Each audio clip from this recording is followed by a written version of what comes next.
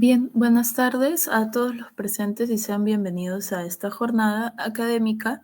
Nos encontramos muy agradecidos con su presencia en esta nueva edición del ciclo de conferencias organizadas por el Plan de Capacitación Nacional Equipo Camayoc, el cual viene desarrollando ponencias con el objetivo de capacitar a profesionales, estudiantes y público en general sobre temas sumamente relevantes relacionados al desarrollo de la salud mental.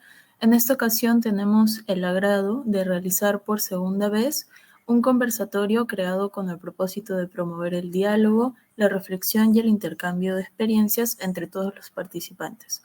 Tengamos en cuenta que si desean adquirir la certificación de este conversatorio, el costo es de 20 soles y lo pueden solicitar al link de inscripción que se encuentra tanto en el grupo de WhatsApp como en el chat de esta sala, y con ello, con el monto recaudado, se destina al programa social Yanapaki en favor de las poblaciones más vulnerables y en sus 4 áreas de atención: comunitaria, hospitalaria, laboral y adulto mayor.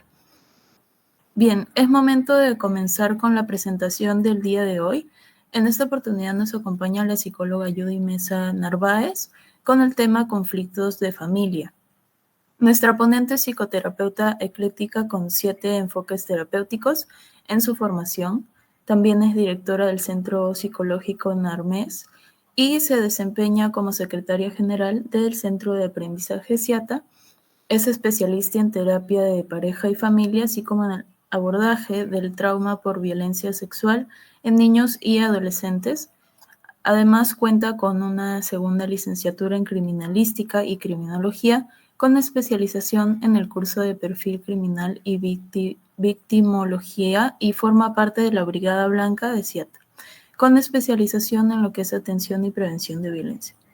Antes de darle paso a nuestra ponente, indicarles que el ciclo de preguntas se comenzaría a realizar al culminar la introducción al tema, y podrán participar formulando sus preguntas o algún comentario sobre la presentación del día de hoy, ya sea levantando su mano por la plataforma de esta manera o escribiendo su intervención en el chat.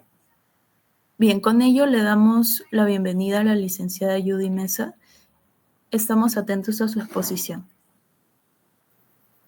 ¿Cómo estás, mi estimada Fátima? Muchas gracias por la presentación. Confírmame que se me escucha, por favor.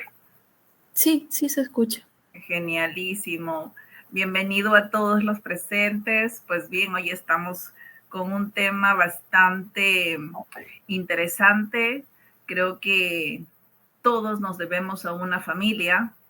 Tenemos familias primarias y familias secundarias. Nuestras primarias son aquellas que ya son los que tenemos ya pareja, hijos, serían nuestras familias primarias. Y los que tienen familias secundarias, pues son aquellos que todavía somos hijos, ¿no? Y dependemos de toda una familia y un sistema, ¿vale? Bien, hoy nuestro tema es conflictos familiares, ¿no?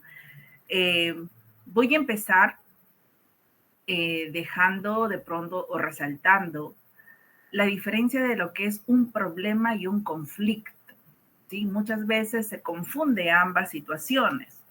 Un problema es una situación más tensa, estas que son más perennes, más constantes y que van a generar de pronto malestar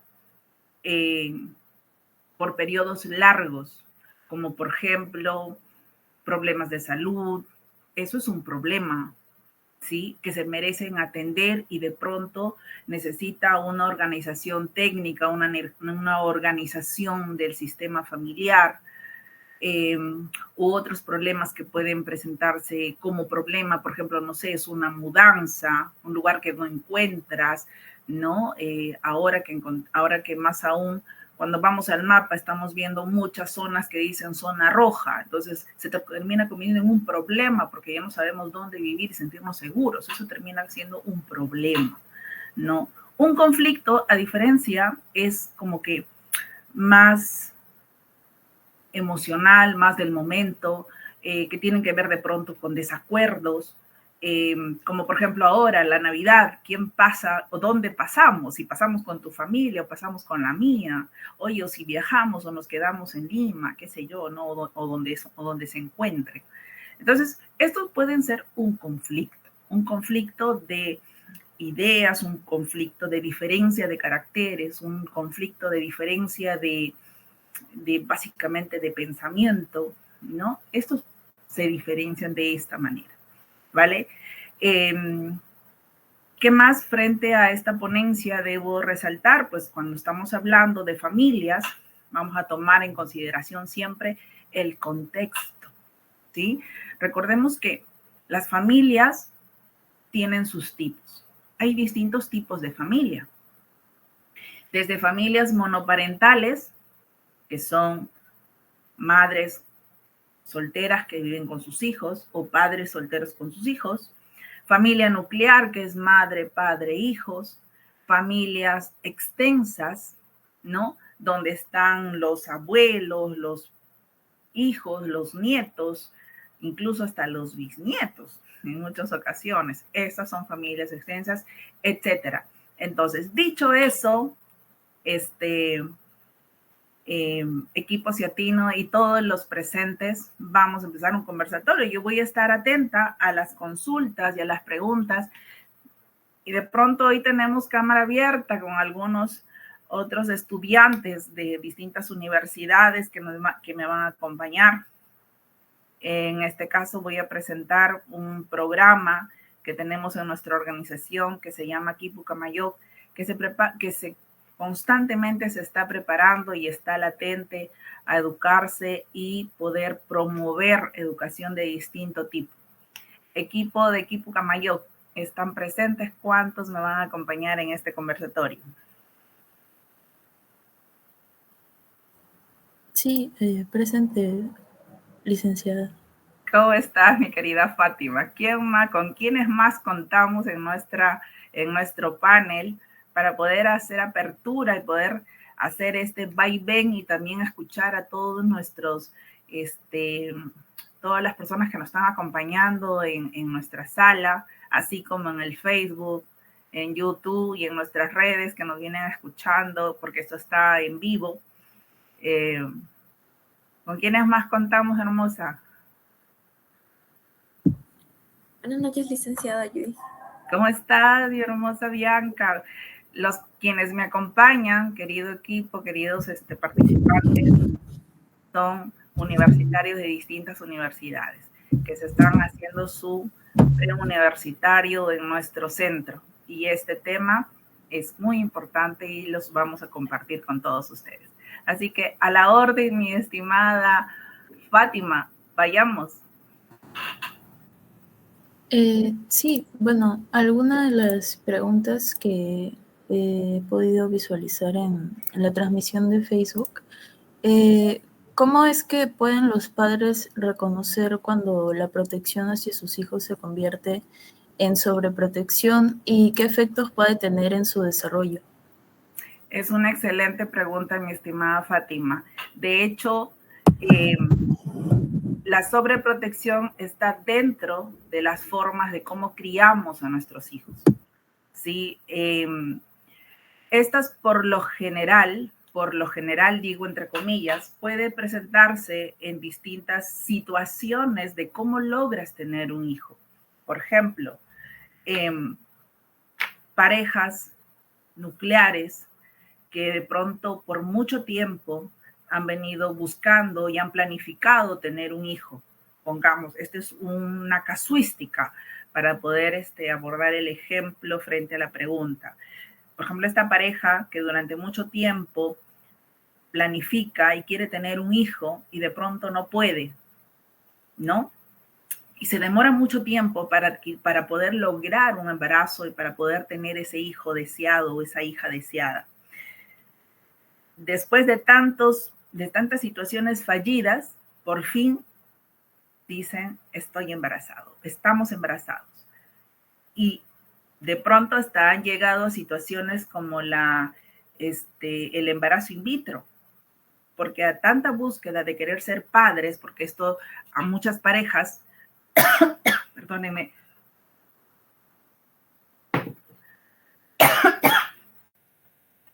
wow, me van a perdonar, estoy 2 días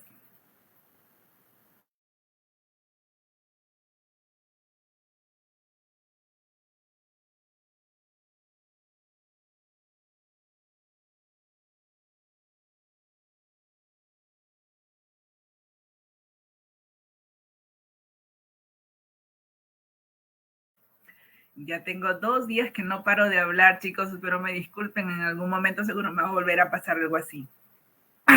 Bien, les decía, entonces estas personas que buscan con muchas ansias un hijo y por fin los tienen, imagínense, después de haberlo buscado tanto, ¿cuánto va a ser sus ganas de que no les pase nada?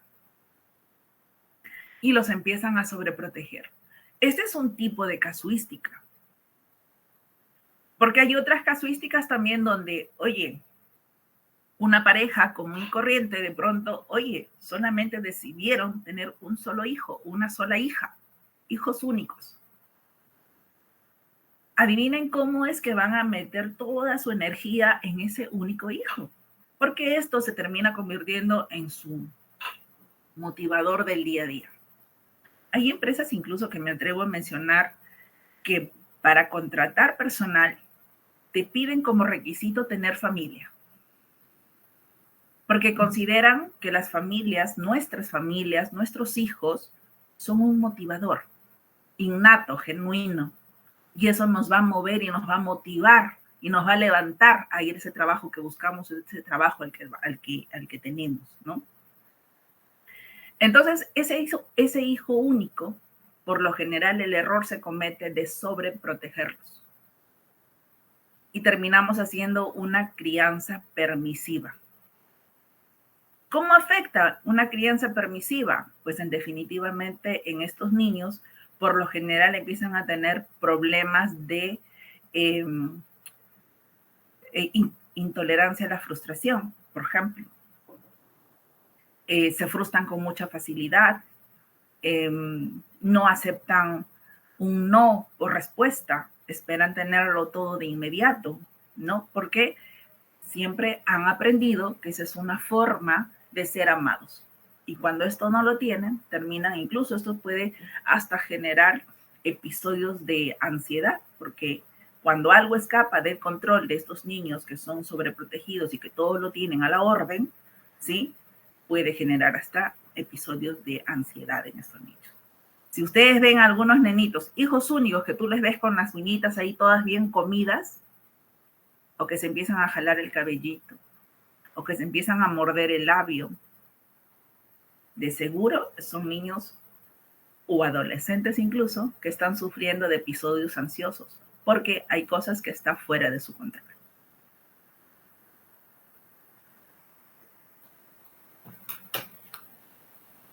Ok, muchas gracias por la información, licenciada. Bueno, otra pregunta que quizá podría estar relacionada. Bueno, entonces, ¿qué límites saludables podrían establecerse para prevenir algún conflicto repetitivo en la familia?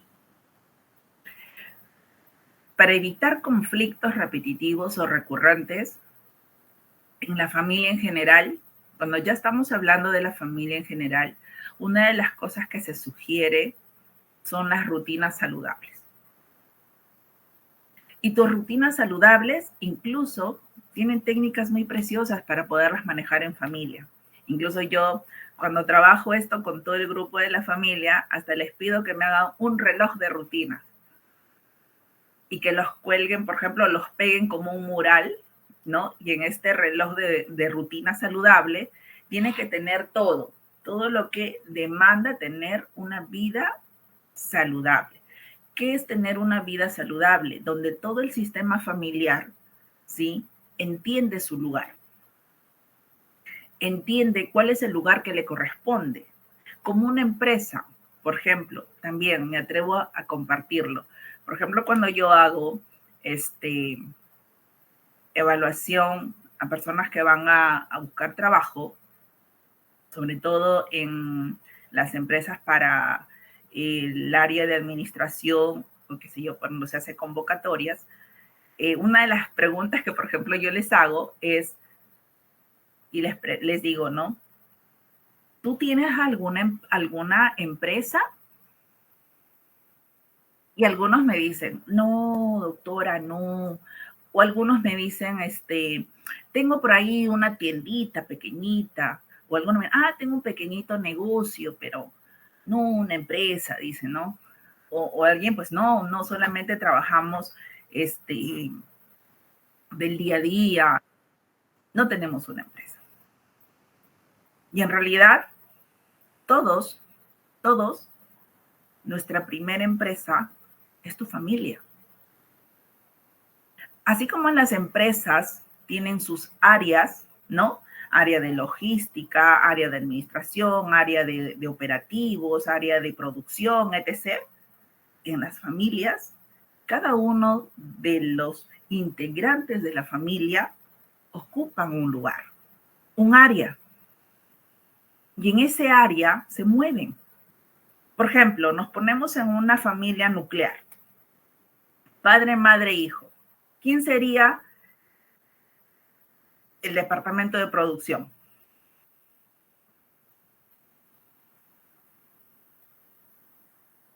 ¿La madre? Bien. ¿Qué o el más? papá? ¿Alguien más? Los padres. Los padres, claro, los padres se convierten, ambos se convierten en ese área de producción. Porque si uno solo, por lo general, uno solo en una familia, en un sistema, no funcionaría. En algún momento se termina generando la disfuncionalidad cuando no se sienten apoyados el uno al otro, sin que ninguno pierda su lugar. Por ejemplo, si hablo en esta familia, ¿quién sería el administrador o administradora?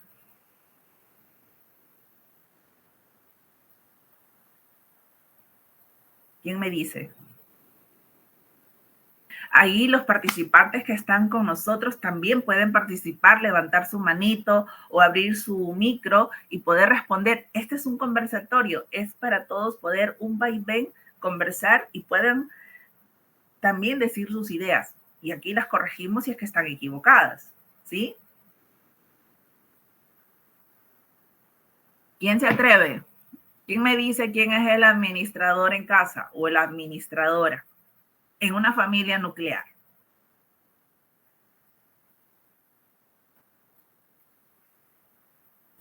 ¿Quién Bueno, me dice? quizá la persona que está a cargo del trabajo, la persona que trabaje más. Por lo general, quien tiene mejores habilidades para administrar son las mujeres. Y por una simple naturaleza, hay una diferencia puntual entre hombres y mujeres y hay muchas teorías al respecto. Y es cómo trabajan sus hemisferios. Mientras que los hombres desarrollan un hemisferio, las mujeres ambos hemisferios. Es por esa razón que las mujeres somos multitareas, mientras que el hombre solo puede hacer una sola cosa a la vez. Tú le mandas dos, ya se mareó. Y las mujeres cuando ven eso, muchas veces hasta llegan, ay, pero sí, ya esto tendría, incluso esto llevaría a un conflicto, por ejemplo, ¿no? Oye, si yo puedo, ¿por qué tú no puedes? O sea, el desconocimiento puede hacer generar, verbalizar cosas como estas que puedan terminar hiriendo susceptibilidades. Y si tú minimizas a un varón en el sistema familiar, es el golpe más bajo que tú le puedas dar. ¿Por qué? Porque al hombre, desde su desarrollo inicial, le meten en el chip que él es el varón de la casa, que él es el que provee. La religión también te dice, el hombre provee. Los abuelos dicen, el hombre tiene que trabajar. Las abuelas dicen, ¿cómo te voy a ver sentado? Tú tienes que estar trabajando. Entonces al varón le meten el chip de que él es el que trabaja, él es el que provee, él es el hombre de la casa. Y cuando una mujer toma el control, adivinen cómo ellos se sienten. Esto podría terminar siendo un conflicto, por ejemplo, ¿no? Y esto se presentan en las familias nucleares. Y estos son casuísticas y pueden presentarse de distintas formas y se generan conflictos, ¿no? Por eso, frente a ello, voy tomando estas áreas y ubicando a cada uno, porque entendamos que cuando hablamos de familia, la familia es un sistema. Lo que le pase a uno le va a pasar a todos, porque todo el sistema cambia sus círculos y algo le pasa a alguien. Por ejemplo, si yo tengo en una familia extensa, por ejemplo, a la matriarca, al patriarca, matriarca y patriarca le vamos a llamar a los abuelos, ¿ya? Para no decir abuelos maternos, abuelos paternos, ¿de acuerdo? Porque indistintamente en una familia extensa pueden estar viviendo en la casa de los abuelos paternos o en la casa de los abuelos maternos, ¿no? O sea, ¿no? ¿Vale? Entonces vamos a diferenciarlos como patriarcas. Por ejemplo, en un sistema familiar extenso donde están los patriarcas que tienen ellos sus propias normas, ¿vale? Y de pronto el hijo mayor o la hija mayor ya tiene hijos, o sea, ya están los nietos, ¿vale? Estos, por ejemplo, los padres dicen, oye, ponen sus normas para criar a este niño. Pero los abuelos, los patriarcas, tienen sus propias normas y viven en la misma casa. Los conflictos que se podían presentar en este lugar, por ejemplo, es que los niños no sepan qué regla seguir, si la de los abuelos o si de los padres. Entonces, hago estos distintos ejemplos porque cuando hablamos de familia, tomamos en cuenta el contexto, ¿no? Y en qué situaciones se pueden presentar estos conflictos, ¿no? Donde hay desacuerdos o pueden haber estos problemas internos desde las emociones, porque hablamos que conflicto es esta parte emocional donde las ideas no se están de acuerdo y por eso se sugiere y se recomienda, y yo recomiendo este reloj maravilloso de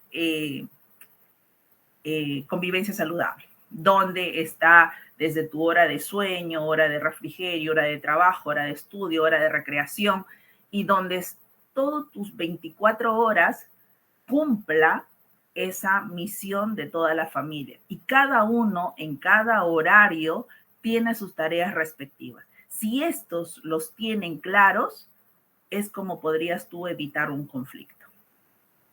Espero haber atendido a la pregunta, mi hermosa. Sí, muchas gracias. Bueno, también en el chat de aquí de la sala preguntaron cómo identificar y abordar desde la práctica psicológica en nuestro país prejuicios machistas normalizados en madres y padres sin generar resistencia ni confrontación directa. En definitivo, sí o sí, es trabajarlo con apoyo psicológico, ¿sí?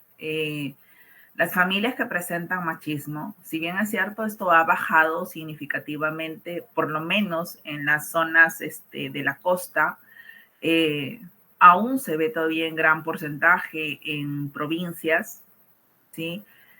Sobre todo en la parte sierra, más que en la selva.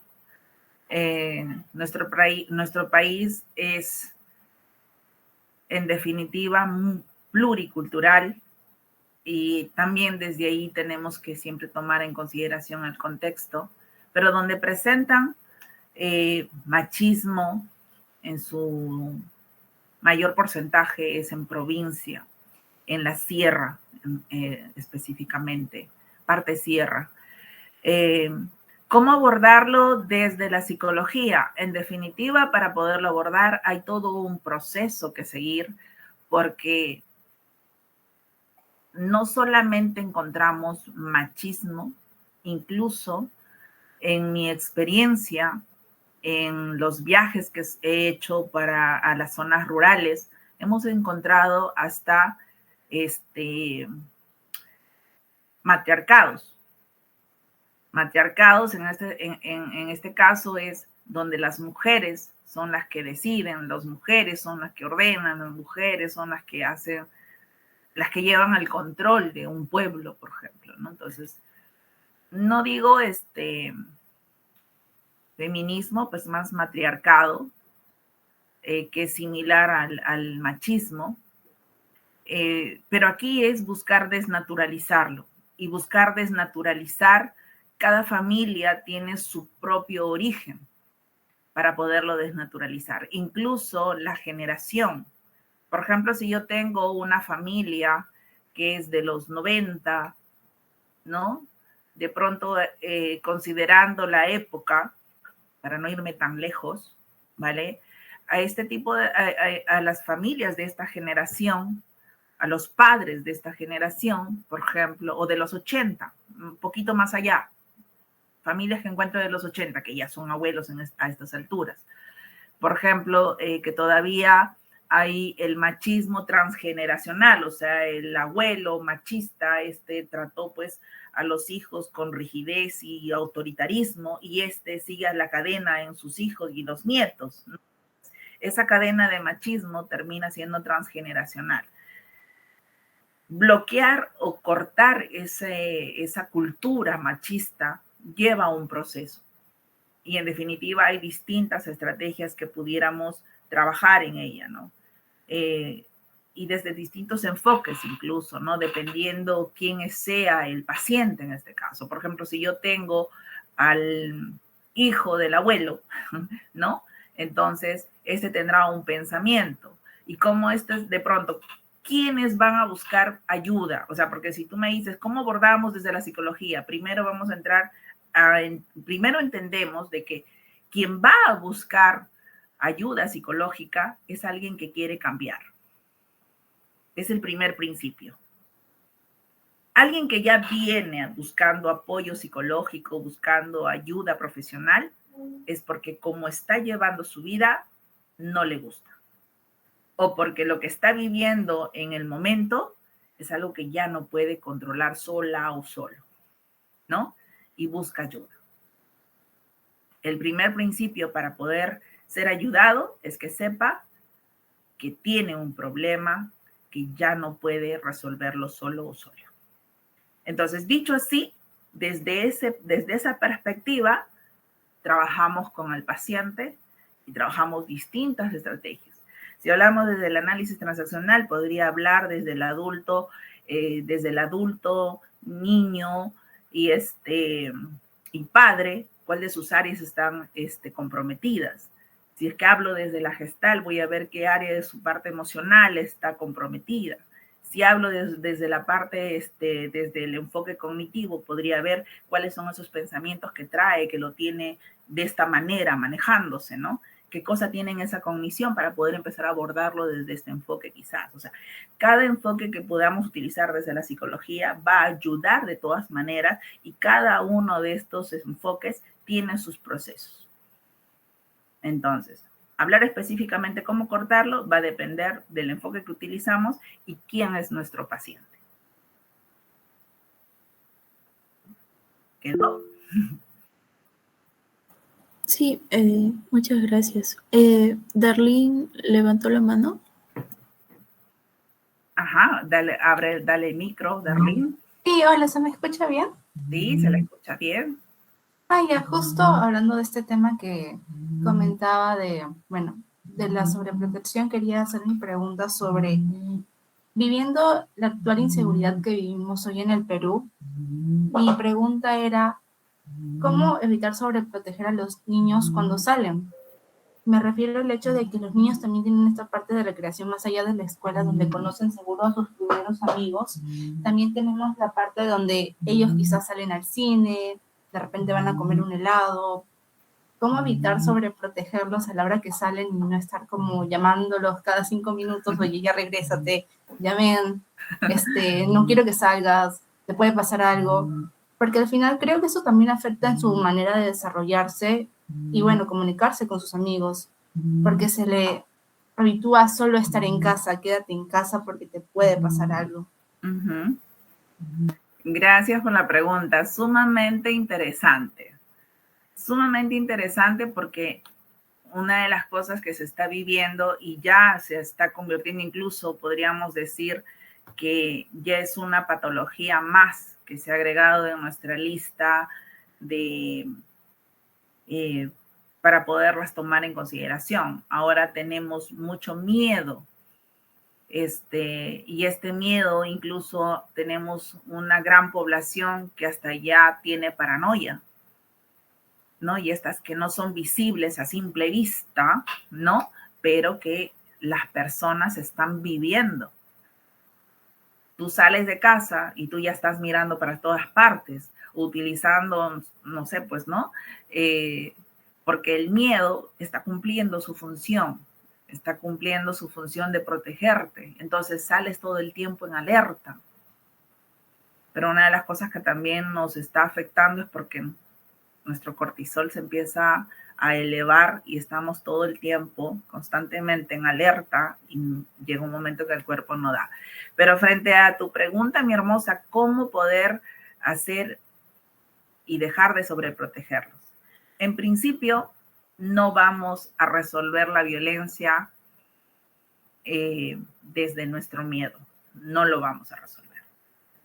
Segundo, aún con la coyuntura que vivimos, no podemos dejar de continuar ayudando a nuestros hijos a desarrollarse. No puedo decirte, no te preocupes, porque sería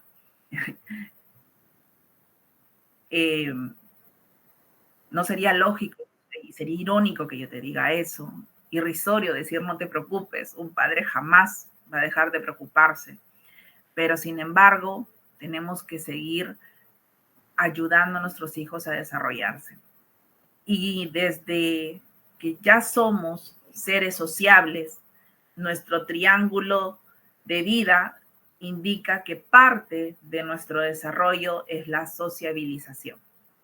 Y es parte de nuestro desarrollo integral como personas.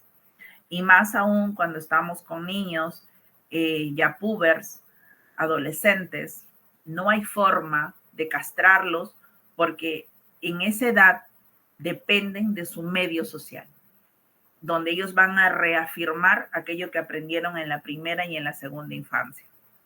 Necesitan su medio social para poder continuar desarrollándose. ¿Cómo poder evitar sobreprotegerlos? Lo que yo suelo aconsejar a los padres es generar en nuestros hijos factores protectores. Los factores de riesgo los conocemos. Desde que sales, estás en peligro de que te roben, de que te vayan a asaltar. Si eres niño o adolescente, ya se han visto, tenemos una estadística bastante grande. Las comisarías han rebasado sus expectativas del año por la cantidad de denuncias de secuestros y desaparecidos. Entonces, estamos en peligro de que suceda eso. Y nuestra preocupación es natural. Es natural. Y frente a eso, lo único que nos queda es generar factores protectores en nuestros hijos. ¿Y cómo se hace eso, doctora? Los factores protectores es enseñarle a tu hijo en cada situación, enseñarle este abanico de situaciones que existe una vez que cruza la puerta de tu casa, todo este abanico de situaciones psicosociales que estamos viviendo en la actualidad, mostrarle lo que se va a encontrar frente y qué hacer frente a cada una de estas situaciones. Porque incluso están exentos a ser tentados a drogarse, están exentos a ser tentados, incluso a utilizar un arma, porque lo que hacen, lo que está haciendo la delincuencia es captar adolescentes por el tipo de leyes que tenemos, ¿sí? Para poder inducirlos, incluso hasta persuadirlos con amenazas, etc. O sea, hay distintas formas como utilizan para insertar a un adolescente a un tema criminal, ya sea por fuerza o por persuasión. Entonces, nuestra preocupación va a estar latente siempre, pero los factores protectores es enseñarle qué hacer en cada una de estas situaciones que sabemos a los que puede estar, a los que está en peligro o a los que está exento a vivir en nuestras calles. Eso sería, pero no podemos cortarle su desarrollo. No podemos decir, sabes, ya tienes que quedarte, no puedes salir, porque no hay forma de que hagamos eso. Aparte de eso, pues dale, utilizar todos los mecanismos, utilizar, no sé, todo lo que tenemos a la orden desde la tecnología para poder saber cómo están, dónde están, etc., ¿no? O sea, hacer acuerdos. Si tienes hijos adolescentes, Darlene, tú tienes hijos. No, soy estudiante. Solo Ay, tenía qué hermosa, pero dale, es una situación latente.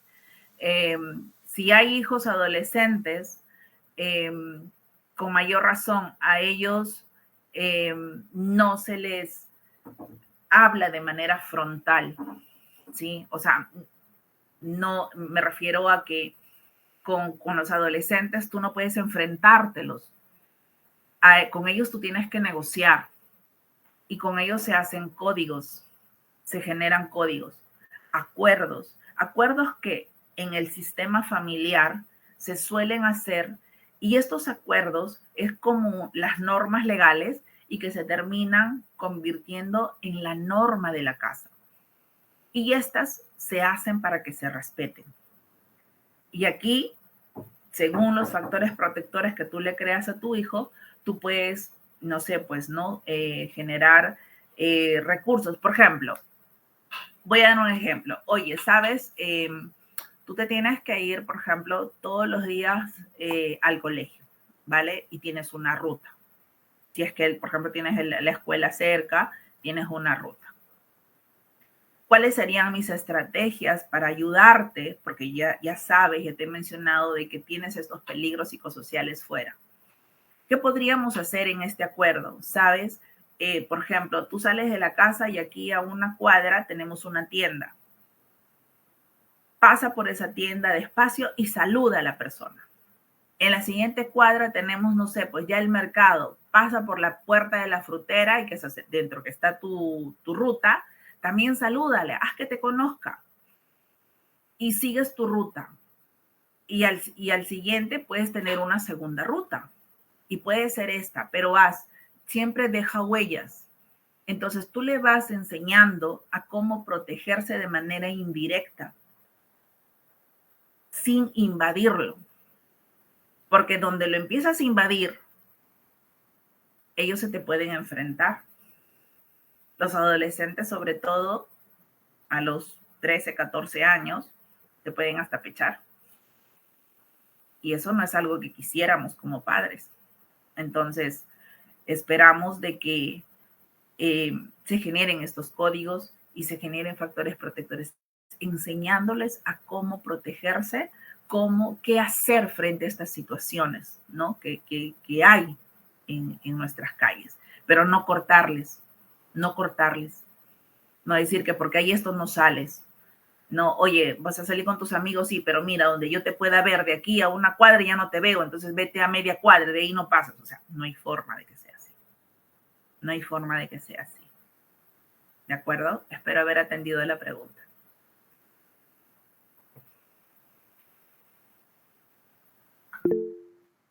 Tengo otra manito por ahí. Yo, licenciada, mi consulta Dale, es, mi hermosa.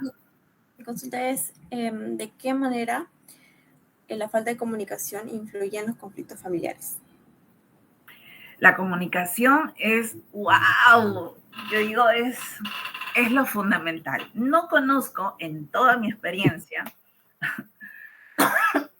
en los 18 años de carrera, no conozco una sola familia que no tenga conflictos, porque aquí sí se generan conflictos y termina en un problema de comunicación. ¿Sí?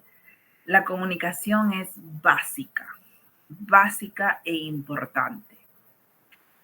Pero cuando hablamos de comunicación, también es tan amplio hablar de ello y poderlas entender, pero más allá de poderlas entender, es poderlas utilizar bien. Por ejemplo, en un taller yo preguntaba, ¿no? ¿Cuánto sabes de comunicación? ¿Quién me dice? A ver, ¿qué es la comunicación? ¿Qué entiendes de la comunicación? teléfono. Entonces algunos, más de uno, me decía, ah, mira, la comunicación es el emisor, el receptor, el canal, etc., ¿no? Entonces, ok, digo, pero esto que acabo de mencionar son los elementos de la comunicación, ¿sí? Pero eso es lo que te enseñan incluso desde la escuela. Y con eso te vas hasta cuando creces. Pero nadie te habla de todas las aristas de la comunicación. La comunicación tiene una serie de aristas. Entre ellas está la comunicación efectiva, eficaz, asertiva, afectiva, y estas se combinan según el contexto. Por ejemplo, ¿cuándo utilizo la comunicación asertiva? Por lo general, la comunicación asertiva la voy a utilizar cuando tengo algún desacuerdo, algún conflicto particular, por ejemplo, oye, no sé, un pequeño problema en casa. A ver, ¿qué se me ocurre? Bien. Tu hijo, por ejemplo, siempre llega tarde. Siempre llega tarde, no llega nunca a la hora. O sea, debería llegar, no sé, pues a las 2 y se aparece a las 3, a las 4. Esto ya es un conflicto, porque se está generando una preocupación y por ende, oye, va a haber la llamada de atención, va a haber de pronto el castigo innecesario y todo eso. Y más allá de tener una comunicación asertiva, lo que terminamos es una comunicación de, ¿cómo llamarlo? Sí, que se entienda fácil. Agresiva, violenta, ¿sí? Más reactiva, ¿vale? Porque, oye, sí, estás preocupado, y siempre estás preocupado porque tu hijo o tu hija no está llegando siempre a la hora, ¿no? Entonces, oye, siempre estás preocupada y esto, cuando algo escapa de tu control, te empieza a generar distintas emociones. Y dijimos que los conflictos tienen que ver mucho con esta maraña de emociones que se van a generar y te van a activar, ¿no? Entonces aquí vas a tener, oye, impotencia, ya no sabes cómo controlar, ya no sabes cómo hablarle a tu hijo, y aquí viene aquí lo que acabo de decir, ya no sabes cómo hablarle a tu hijo o a tu hija, ¿no? Ese ya no sé cómo hablarle, ya no sé cómo decirle, o sea, eso. Ese, cuando tú no sabes cómo decir, es cuando viene a tallar la comunicación asertiva. Y en realidad la comunicación asertiva tiene 5 pasos, así, tal cual.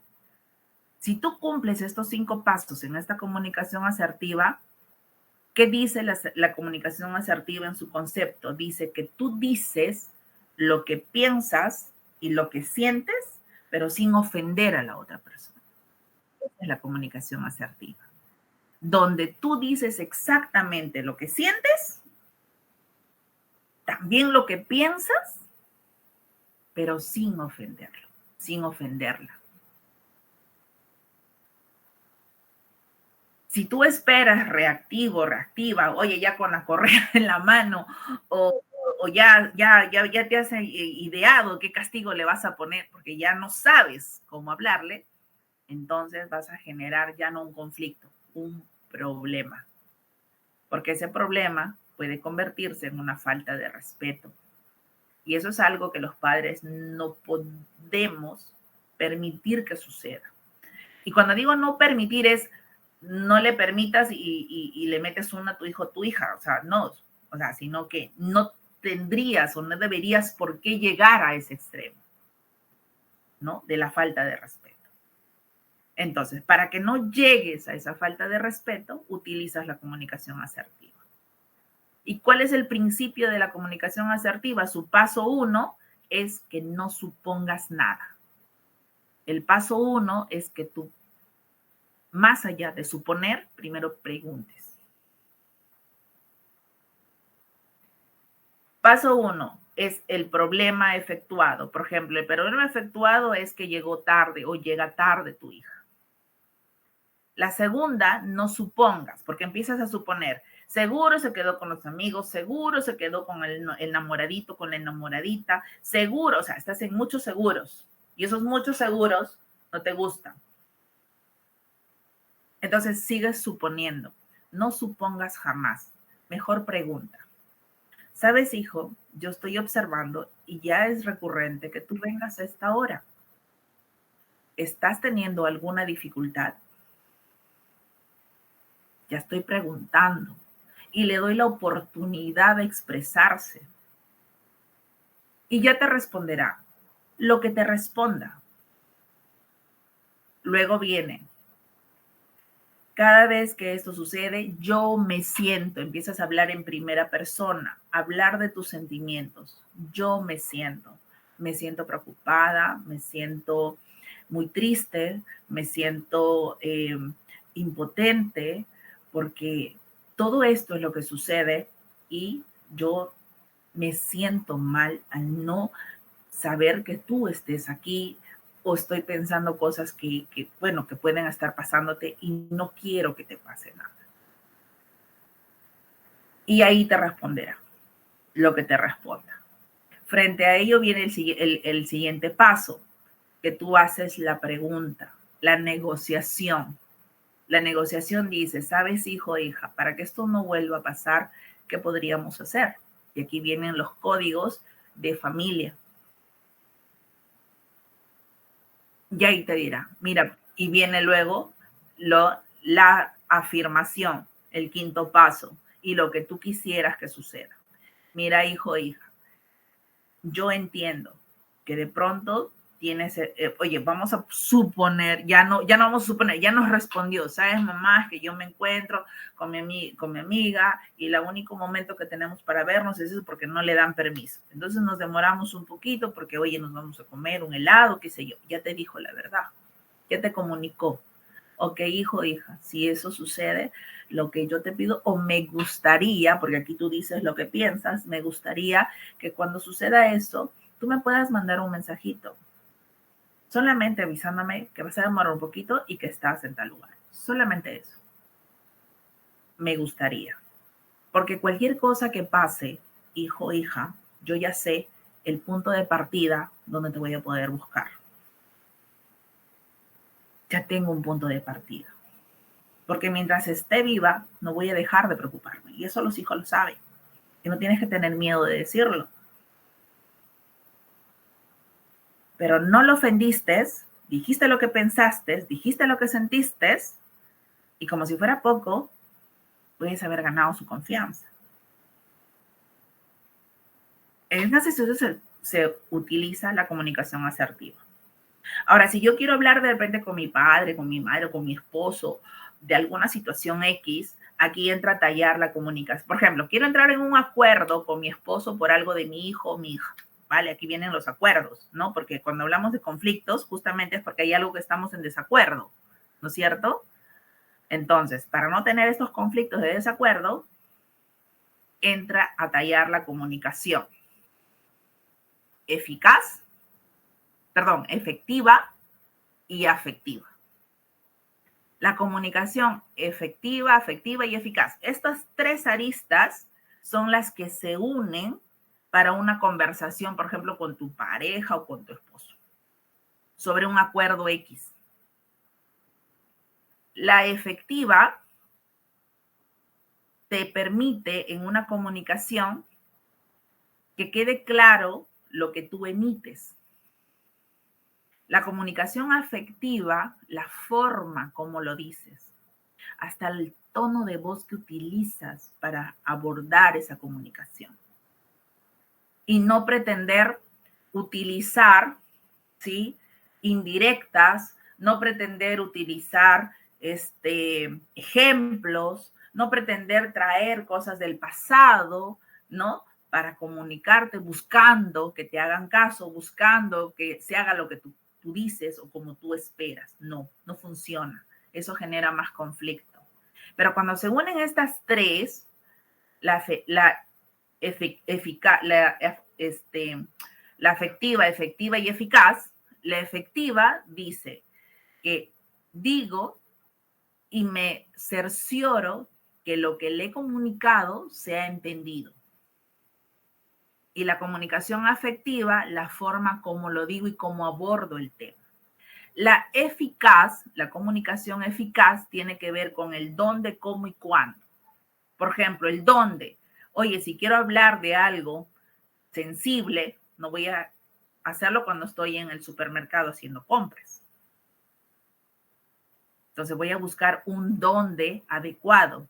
Ahora, el cómo es el cómo inicio la conversación, cómo abordo el tema para que se pueda llevar a un buen puerto lo que estoy esperando, que entremos en contacto y estemos de acuerdo. Ahora, el dónde, ya lo dije, el dónde, cómo y cuándo. El cuándo tiene que ver cuando es adecuado. Por ejemplo, oye, si yo estoy molesto o molesta, no sería el momento adecuado, porque seguramente no llegaré a nada, porque estoy reactivo o reactiva, lista para atacar y no para escuchar, ni para llegar a acuerdos. Entonces, qué importante el dónde, el cómo, el cuándo. Si esto se utiliza, tú vas a poder tener una buena comunicación en este sentido. Hablar de comunicación es entender todas estas aristas de la comunicación y en cada uno de los contextos cuáles utilizas y cómo los utilizas. ¿Quedó? Sí, licenciada, está claro. Otra manito por ahí he visto. Sí, Alex, adelante.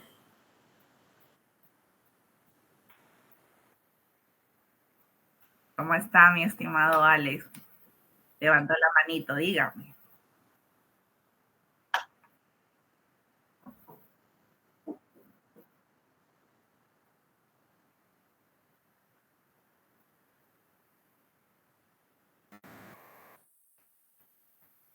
Ay, muy buena pregunta, Alex. En definitiva, cuando hablamos de una comunicación asertiva, le enseñamos a nuestros hijos a cómo comunicarse.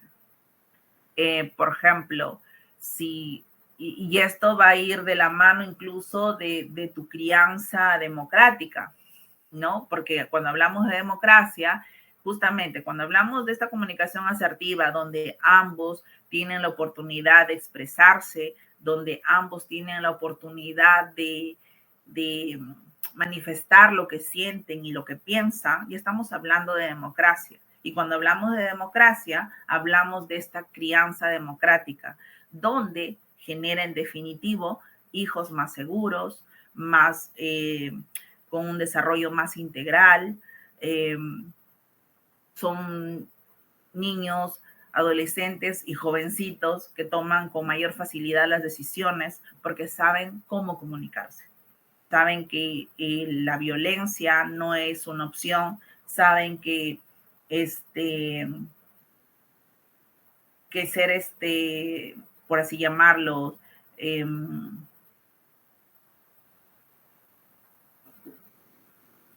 reactivos, es la palabra que buscaba, ser reactivos, no funcionaría. Y esto permite que estos niños, frente a una comunicación asertiva, pues tengamos niños que se sepan comunicar, ¿no? Y seguramente tendremos menos niños reactivos si es que practicamos en casa la comunicación.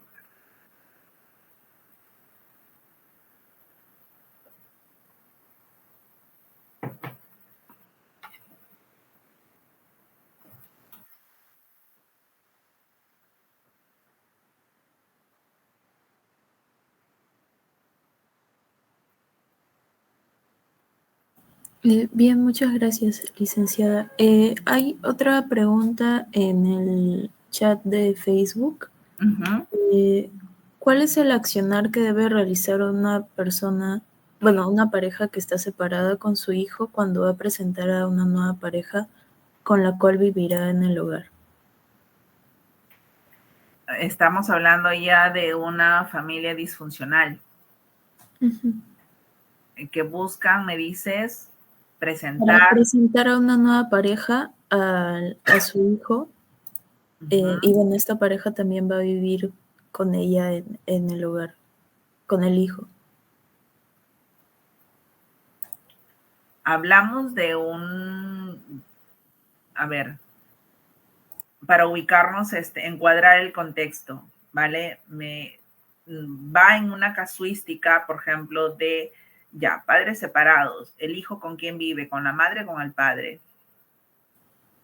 Vive con uno de los dos, no con los dos, solo con la Ya. madre o el padre. Y el que tiene la tenencia del niño es el que va a presentar una nueva pareja y van a vivir juntos con esa pareja. Esa es la pregunta. Sí. Ok, listo. Bien, ahora sí, encuadrado eso, la pregunta va a ser más exacta. Frente a esa situación, sí, en definitiva, definitivamente, a quien tienes que preparar es al niño antes de presentar a una nueva pareja. ¿Ya? Y para poder llegar a presentar a una nueva persona, va a depender mucho, para poder atender esto, qué edad tiene el niño. Porque dependiendo de la edad que tenga el niño o niña o adolescente, va a ser el abordaje. Pero cualquiera fuera la situación, ya sea niño, sea adolescente o puber, estos, antes de ser presentado a una tercera persona, es importante prepararlos. Prepararlos, y eso tiene un protocolo que seguir. Muchas veces los padres por sí solos, sí, tientan, oye, una salida y van integrando a este tercero en esta familia monoparental, porque ya se convierte en monoparental cuando estos están separados y uno tiene la tenencia, ¿no? Entonces, hay este error, por lo general es un error, ¿de acuerdo? Porque antes de traer a un tercero, hay un protocolo que seguir y hay que preparar al niño. Y al niño se le prepara en función a las necesidades que éste presenta. Por ejemplo, oye, se separó, pero sin embargo siempre fue una madre ausente. O la tenencia la tiene la madre y el padre siempre fue ausente. O sea que a pesar que vivían juntos, este fue ausente. Entonces su presencia no se ha sentido mucho. ¿Qué necesidad tendrá ese niño o niña?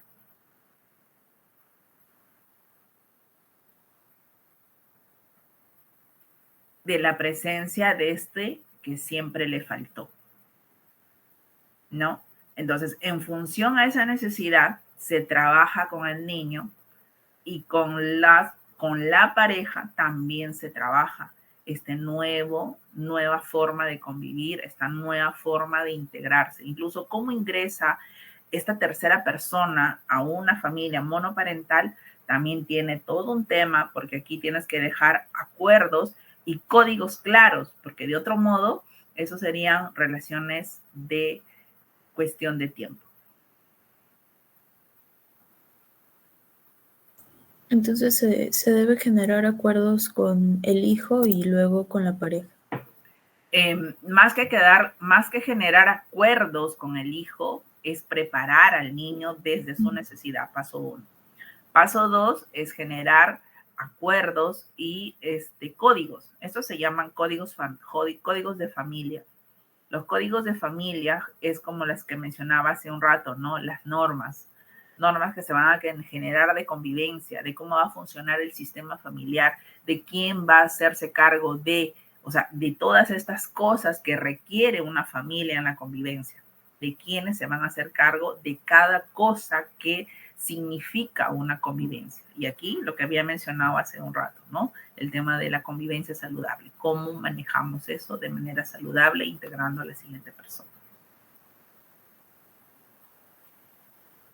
¿Sí? Sí, está bien. Gracias. Bueno, otra de las preguntas que dejaron es ¿cuáles son los mayores conflictos de los hijos frente a los padres de la tercera edad? a los padres de la tercera edad casi siempre dicen, ese no es de tu, eso fue en tu época. Es una de las famosas frases de los, por lo general de los puber y de los adolescentes, ¿no? Eso fue en tu época, ahora es distinto. Y los padres de la tercera edad terminan teniendo este conflicto de cultura, básicamente, ¿no? O sea, pero cuando el niño ya está en la pubertad o en la adolescencia, es que se va a presentar un poco estos desacuerdos, ¿no? Por eso se convierte en un conflicto, estos desacuerdos de que hoy ya no es así, antes era así. Pero mucho va a entrar, va a ser importante en el niño o en el adolescente de cómo, qué valores y qué virtudes desarrolló en su primera y en su segunda etapa de vida. Si los padres que son adultos mayores, ¿sí? En su primera infancia y en su segunda infancia del niño lograron establecer bases sólidas, ¿sí? Difícilmente podría tener problemas en la adolescencia del niño, porque hay bases sólidas, hay un sistema familiar de cómo este se mueve, ¿sí? Cuando esta base es confusa, ¿sí? Por ejemplo, tengo el padre es autoritario y la madre es permisiva, pongamos, ¿no? Entonces, ahí sí tendríamos un problema grave porque el niño no, o niña no sabe a quién seguir, no sabe a quién atender o hacer caso. Incluso estas pueden llevar a la manipulación a los padres. Oye, uno me dice que no, pero voy a ir donde el otro y me va a decir que sí y ya, tengo lo que quiero, ¿no? Entonces, estos serían uno de los conflictos más comunes que se presentarían en este tipo de casuísticas, en este tipo de familias, ¿no? En este problema de crianza, porque aquí tenemos un autoritario y un permisivo, al final se termina convirtiendo en una crianza negligente, porque el niño no sabe qué cosa seguir, no hay límites, o sea, ¿qué hago al final? ¿No? Al final termino haciendo lo que yo quiero, porque ustedes no están de acuerdo, ¿no? Ahí esos serían los conflictos más comunes en este tipo de casos.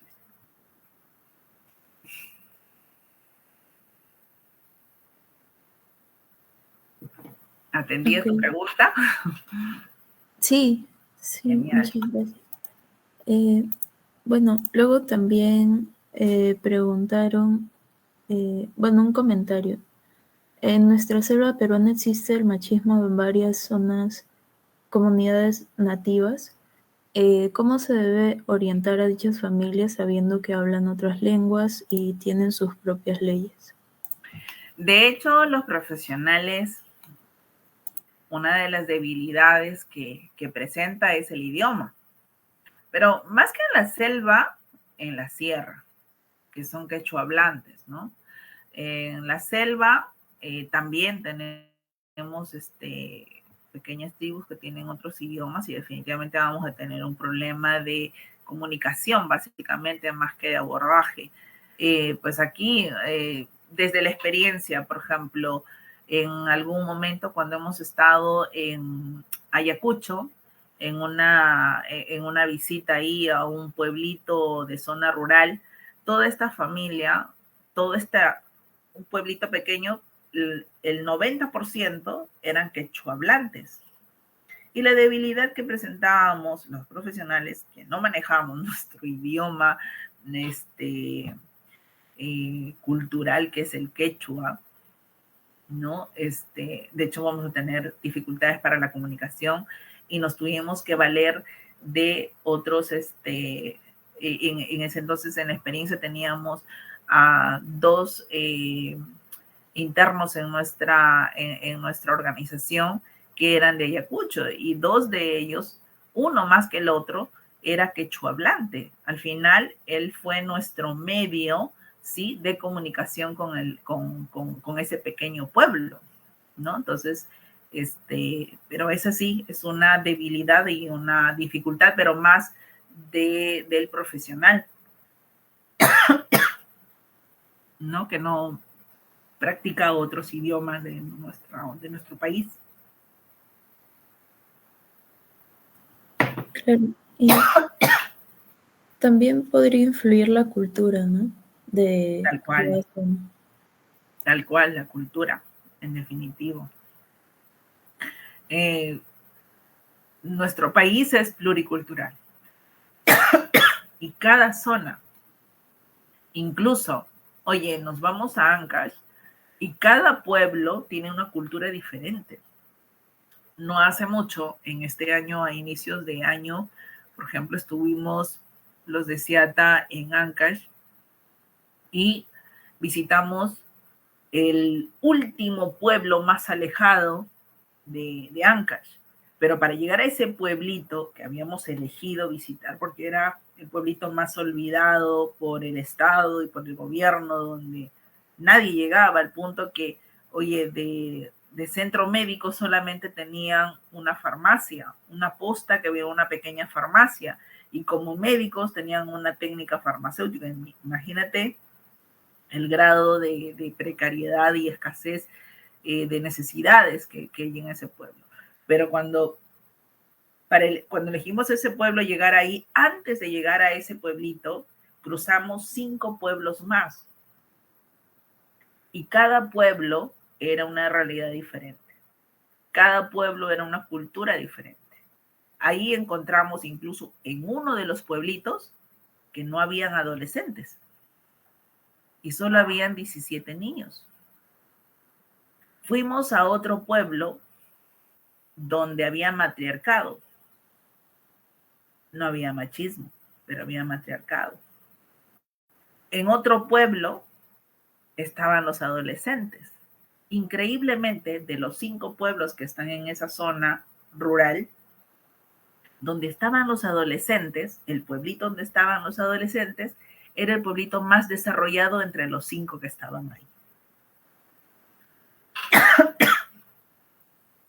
Y culturas diferentes, con realidades diferentes. Entonces, lo que vive cada lugar mucho tiene que ver con el contexto, con la cultura. Cuando abordamos familias, tenemos que tomar mucho en cuenta su contexto, ¿no? La realidad en que viven.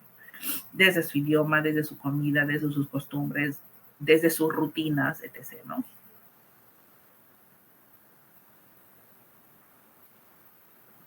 Bien, bueno, muchas gracias por sus alcances. Si es que no hubiera alguna otra consulta. Allá. Consultas. Darlene. Darlene. Sí, yo de nuevo. Dale, Me parece muy interesante el tema que estamos hablando y también me parece interesante este tema que creo que todavía no lo hemos tocado, el hecho de cuando nuestros adolescentes, o bueno, cuando los adolescentes ya comienzan a traer al noviecito, a la amiguita, cómo abordarlo. Igual siento que el Perú es un país bastante machista, sobre todo los papás con las niñas sobreprotectores de no tengas novio, salgas con ese chico, ¿cómo podemos abordarlo? ¿Desde qué edad es recomendable de que el niño que puedas tener pareja, por así decirlo? Yo voy a compartir lo que decía mi abuelo, ¿ya? Mi abuelo decía, es mejor tener al enemigo cerca que lejos. Eso decía mi abuelo. ¿Qué significaba? Oye, si llegábamos en la edad que, oye, es natural de que tengamos enamoradito, sí o sí, el adolescente o la adolescente, en este caso las niñas que son sobreprotegidas por los padres, ¿sí? Sí o sí van a buscar vivir esa experiencia, porque es inevitable vivirlo. O sea, es inevitable vivir esa parte de tu desarrollo y esta parte de necesidad de contacto. Nosotros, como seres humanos, somos seres sociables y tenemos tendencia a emparejarnos. Entonces, es inevitable que los adolescentes vivan esa realidad. Pero hay muchos padres que, lejos de entender ello, ¿sí?, se los prohíbe. Yo les digo a todos mis papitos, todo lo prohibido es más atractivo. porque se convierte en reto para el adolescente. Y adivina, el adolescente no mide riesgos porque siente que lo puede todo. Así que sí o sí va a vivir su experiencia. ¿Qué vas a conseguir prohibiéndolo? Es que no te tenga confianza, que lo haga a escondidas, que se equivoque, porque tú no te enterarás. Si tú sabes que eso es una realidad y es parte del desarrollo, ¿qué debo hacer? Lo ideal, lo maravilloso, es poder lograr y generarle confianza a nuestros hijos. ¿Y cómo le vas a generar confianza? Prohibiéndoselo, diciéndole no sales, no, hasta que no terminas de estudiar, mira, termina de estudiar, te gradúas, te titulas, te haces doctor y todo, y recién vas a tener pareja. De 100, hay uno. Y de padres que prohíben, de 10, 9 están embarazadas. Esa es la realidad. Esa es nuestra estadística. ¿Atendí a tu pregunta, mi hermosa? Sí, muchas gracias. ¿Quiere profundizar más?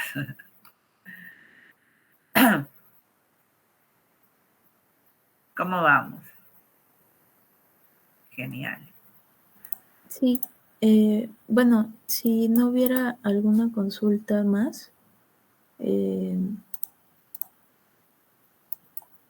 bueno, con ello le agradecemos por los alcances que nos ha podido brindar y la información también, que han sido de mucho apoyo para nosotros. También le agradecemos grandemente su compromiso con el centro de Ciata y por ello le haremos muestra y entrega de su certificado. Gracias, mi hermosa. Gracias a todos los que están presentes. Gracias por acompañarme en este cierre de año. Es la última ponencia que estoy haciendo de este 2025. Para mí fue grato poder compartirlo de este modo. Consideraba que en un conversatorio podía ser más abierto, podía atender preguntas que muchas veces cuando estructuramos una ponencia de pronto terminan quedando situaciones y realidades que vivimos constantemente sueltas y no atendidas, ¿no? Entonces, espero haberles podido dejar un poquito de lo que significa el desarrollarnos en familia, lo que significa un conflicto no llevarlo a un problema, practicar la comunicación, conocer todas estas aristas de la comunicación para poder lograr tener una mejor forma de convivencia y jamás suponer. Sería mi recomendación final. Jamás suponer, mejor preguntar. ¿Vale? Muchas gracias, mi estimada Fátima, y gracias a todos los que nos han acompañado el día de hoy. En nombre de Ciata también, muchísimas gracias. Sí, antes de culminar con la reunión, bueno, si podrían prender sus cámaras para tomar un screenshot para la evidencia de esta capacitación.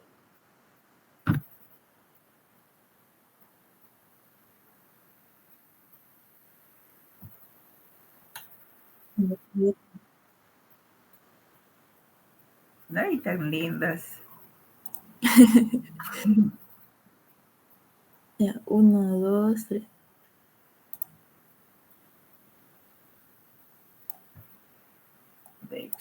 Listo. Bueno, le agradecemos por su aporte, licenciada Judith. Esperamos contar con su participación en otro evento futuro. Claro que sí, encantadísima, mi estimada Fátima, y a todos. Un abrazo gigante y feliz Navidad para todos, y pasen un próspero año nuevo y que cada una de sus deseos se hagan realidad. ¿Vale? Un abrazo, regalemos sonrisas. Las sonrisas son gratuitas. Una sonrisa llama otra sonrisa y es muy afable. ¿Vale? Beso para todos. Hasta luego. Muchas gracias.